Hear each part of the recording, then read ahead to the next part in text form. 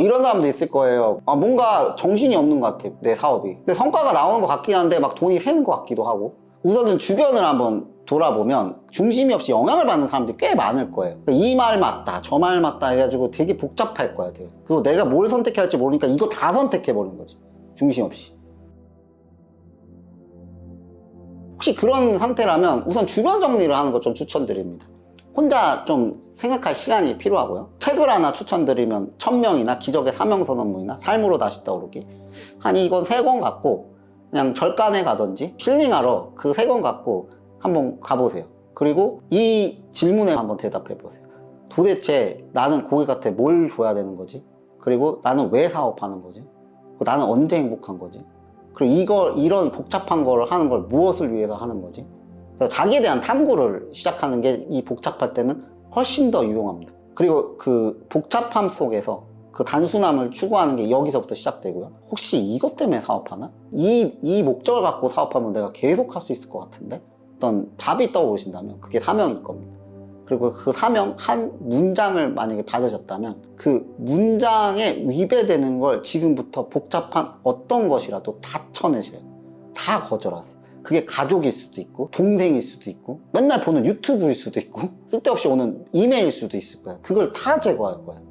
그리고 이 사명 한 줄에 연관된 것만 사업에 들어오는 겁니다. 그리고 거기에 타협이 없어요. 연관된 것 같은 것도 없어요. 연관돼야 돼요. 그러니까 이 한 줄만 남겨놓고 그 한 줄을 이루기 위한 방법, 어떻게 이걸 하지? 그리고 어떤 사람이 필요하지? 이걸 이루기 위해서 다시 재세팅하는 겁니다. 그러면 굉장히 심플해져요, 삶이. 그러니까 의사결정할 게 없어요. 그냥 이 사명에 맞아 안 맞아, 이 원칙에 맞아 안 맞아만 선택하시면 돼요. 그렇게 쉬운 게 어딨어요, 세상에. 근데 거기에 혹시 이런 의리 때문에, 정 때문에 막 이런 것들 끼어들어오니까, 아니면 내가 원하는 뭐 자아실현인지 이게 사명인지 헷갈리는, 저번 시간에 말했던 자아실현 욕구가 올라오는지, 그런 것들을 철저히 배제해서 아주 무미건조하게 구조화된 사명 한 줄과 원칙 5줄, 거기에만 부합된 사람과 일만 하시면 돼요. 그러면 비즈니스가 단순해집니다. 이 사명 이루기 위해서 하는 거잖아요. 근데 이 사명에 관계없는 거 안 해야죠. 근데 왜 하고 있는 거예요? 그런 것들 쳐낼 수 있게 되는 거죠. 단순화이라는 게 뭐냐면 구조를 만드는 거예요, 사실은. 구조라고 하면 되게 복잡해 보이잖아요. 근데 구조를 만들어 놓으면 그 구조 안에서만 노는 겁니다, 우리는. 예를 들면은 비즈니스의 사명 한 문장을 가지고 그 문장 안에서만 전략을 짜는 겁니다. 원래 비즈니스가 매출이 올라가고 순이익이 올라가면서 이제 직원을 막 채용하기 시작해요.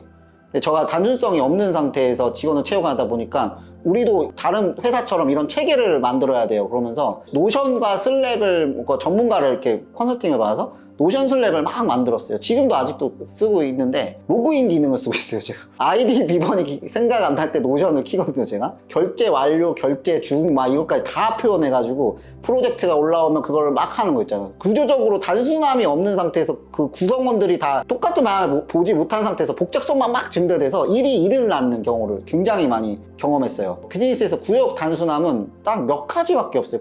사명이 뭔지, 그리고 거기에 원칙이 뭔지, 사업의 구조화는 어떻게 했는지, 고객한테 어떤 말 듣고 싶은지, 이 단순한 이 구조화된 문장을 다 써놓고 그거 다 무시한 채로 뭐 이상한 사업을 막 벌리고 있고 뭐 복잡하게 노션 쓰고 있고 슬랙 쓰고 있는 겁니다. 제가 이렇게 단순하게 구조화 만드는데 그거에 대해서만 토론하거든요. 원칙 지켰어 안 지켰어, 그리고 이 사업 구조가 이 원칙에 맞아 안 맞아, 우리가 가려고 하는 그 사명 한 줄에 이게 연관된 거예요? 막 이런 것들만 질문하면 문제가 아주 단순하게 풀리거든요. 그리고 결과가 아주 빠르게 나와요. 정리하자면 잠재의식에 뭐가 걸려 있는지, 그리고 감정 컨트롤 나는 뭐가 문제인지, 부하율은 어떤 게 있는지, 사명은 어떤 건지, 신념은 어떤 건지, 그리고 그걸 이루기 위해서 원칙은 몇 가지가 있고 어떻게 돼 있는지, 고객한테 무슨 말 들을 건지, 그걸 돌리기 위해서 플라이힐은 몇 단계로 설정했는지, 그게 끝이에요, 비즈니스. 전 그거 갖고만 코칭하거든요. 근데 이거조차도 지키지 않고 다른 거를 막 하는 거예요.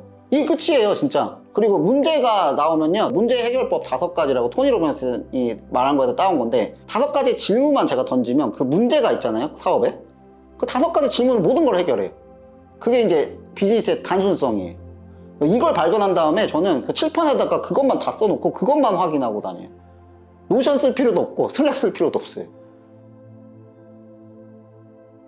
시간이 없다, 너무 바쁘다, 그러는데 그때 제가 허를 찌를 때 어떤 질문을 하냐면, 그래서 대표님 사명이 뭐죠? 대표님 원칙이 뭐죠? 그러면 딱 막혀요, 그 사람. 복잡성을 증대시키는 사람은 아까 말했던 제가 단순한 그 원칙, 사명이 흐려진 거예요. 이 행위를 하는 게 이게 한 줄에 맞나요? 원칙 5가지 중에 맞나요? 이 질문에 원칙을 대답할 수 없다면, 사명을 대답할 수 없다면 복잡성은 계속 증대될 거예요. 그리고 인간은 엔트로피 법칙 때문에 무질서를 증가하는 방향으로 움직일 수밖에 없어요. 그 복잡성이 증대면 증대될수록 엔트로피가 증가되면서 사업이 말리기 시작하거든요. 자기가 대표가 복잡한데 어떻게 고객이 안 복잡하겠습니까?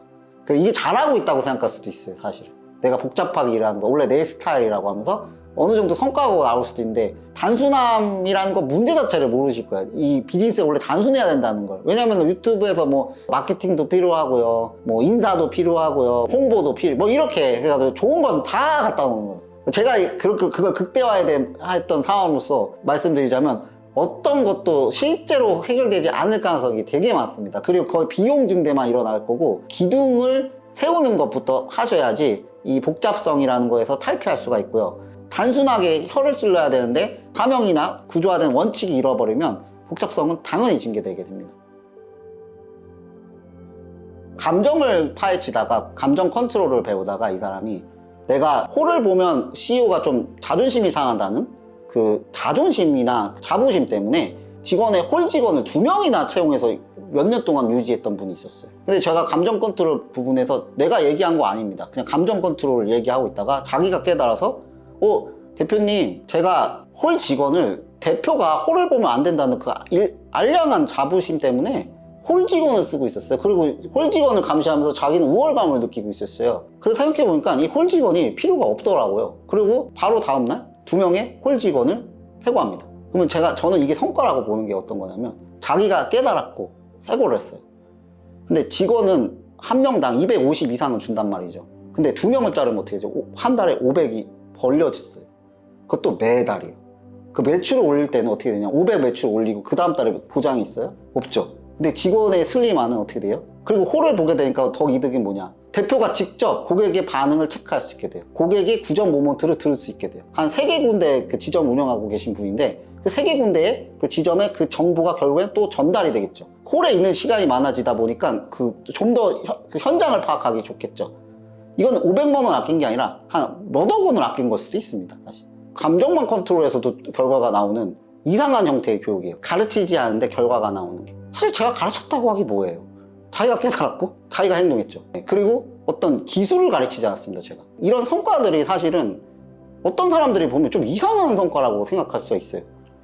단순하게 내가 이 문제를 해결해야 되겠다, 아니면 원칙상이 이거였다, 사명 한 줄, 그리고 내 감정 컨트롤 몇 개만 해결했는데도 불구하고 그런 결과가 나온다는 건 비즈니스가 아주 단순하게 이 부분만 찔렀을 때 결과가 나왔다는 것의 증거기도 해요. 그리고 이 기수가 다 끝났을 때는 그 워크북 한 권이 진짜 얇은 거 하나가 나오는데, 그거 안에서만 움직이는 거예요. 화이트보드에 이거 깔아놓고 그 안에서만 움직여. 그리고 그 대표가 이 워크북을 실제 생활에서 계속 반복해서 디벨롭만 한다면 결과를 안 내는 것이 어렵습니다. 돈을 못 버는 게 어려워요, 사실. 이 안에서 안 움직여서 복잡성 증대돼서 다른 판단을 하고 돈을 잃어버리거나 못 버는 경우가 있는 거지, 이 진리 안에서만 노는 사람들은 절대 단기적 수익이 아니라 지속적 수익으로 갈 수밖에 없어요. 이 채널은 제가 9년 정도 사업하는 동안에 느꼈던 것과 현재 실시간으로 깨달음과 통찰이 왔던 것들을 아주 솔직하게 소통하는 채널입니다. 구독해 주시면 굉장히 많은 인사이트를 얻으실 수 있을 겁니다.